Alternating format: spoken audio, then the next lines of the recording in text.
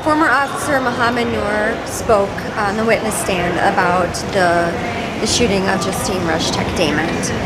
He gave a narrative of what happened that night. He said that right before the shooting, he heard a loud bang on the squad car, and he saw his partner, Officer Matthew Harity, with fear in his eyes, were the words that Officer Noor used, fear in his eyes.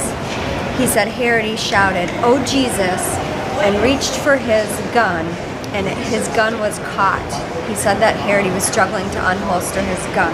At that moment, Officer Noor said that he took his left arm and put it over Harity as if to protect him, and then saw a woman come up to the window, blonde woman with a pink t-shirt on, which is what Justine Damon was wearing, and he said he saw that woman raise her right arm. He said his partner feared for his life and that Justine Damon could have had a weapon, and he said, quote, "I fired one shot."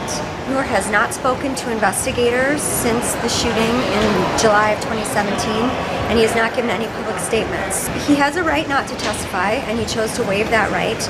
It's significant because now we're going to know what was in his mind the night of the shooting. Noor has told the jury about his background. He is an immigrant from Somalia. He was forced to flee Somalia at age 5, eventually came to the U.S. and settled in Minnesota. He has he comes from a large family, and we've gotten to learn about his background, his education.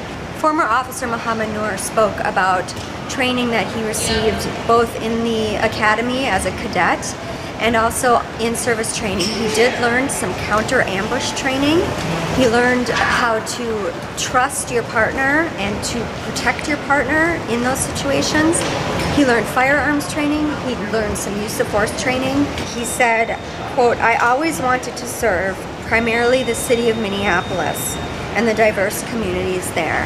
And he said that he fell in love with Minneapolis when he moved here, and he wanted to make a difference and give back to the city.